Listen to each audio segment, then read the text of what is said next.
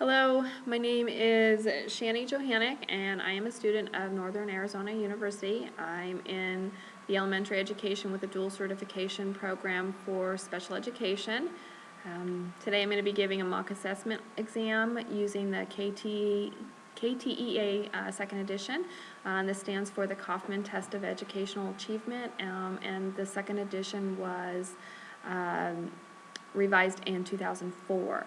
So the ktea is an individually administered assessment, and it provides in-depth assessment of key academic skills such as like reading, math, written, and oral language.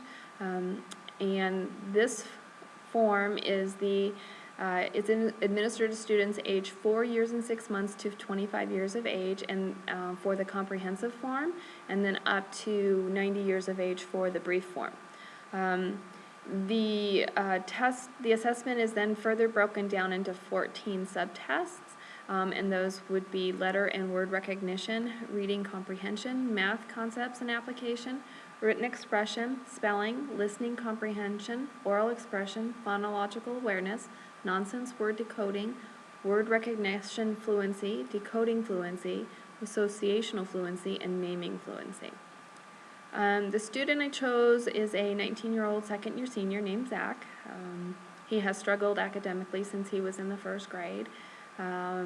He has already been held back one year already in the fourth grade. He moved from one state to another, and in talking with his parents and being a part of the decision, decided that he thought it would be a good idea to be held back 1 year, so that hopefully he's repeating something he's already done, and it may prove a little easier for him to be successful. He did pretty good, but he was still struggling. He got to the 8th grade, and then with concerns of being able to graduate the 8th grade and move on to high school, he was tested at that time, and with his pediatrician and his school advisors, was decided that he was diagnosed with ADD. At that time, he was put on a medication. He also was put on a 504 plan. So medication lasted about 8 months. He didn't like the way it made him feel. It made him feel pretty groggy. So with the pediatrician and his family working through it, he was taken off that medication. But he did continue on the 504 plan, graduated 8th grade, moved up to high school, struggled through high school, continued on the 504 plan, but still with credits and concerns in that way, he did end up where he is taking a second senior year. He'll be graduating in December of that year. So he is a very healthy child, very athletic, very outgoing. He has a very nice demeanor. He's very polite. He seemed fine throughout the entire testing period, maybe a little bored at times or anxious at times, especially during the math portion. His scores were good. He scored average in math concepts and application and math computation, which doesn't compute, seeing that math is one of the subjects that he feels that it's the most difficult one for him to master.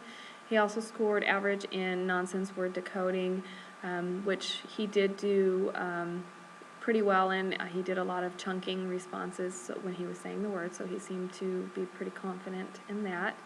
The other scores were all in the upper extreme average, so for the most part, he tested right around his age and grade level. I feel the test went well, and although this is a mock assessment, with practice, I'll be able to make sure that I do well for other students. I feel that Zach is a very bright student. I do believe that he should continue on with the services that he is on the 504 plan, and keep moving forward towards academic success for himself. Hopefully I will feel more confident giving this assessment in the future. I am a student now, so it is a mock assessment, but I want to make sure that the students I do give this test to, that I give it properly, and that I can assess them correctly and make sure that they get the individualized help that they need. Thank you.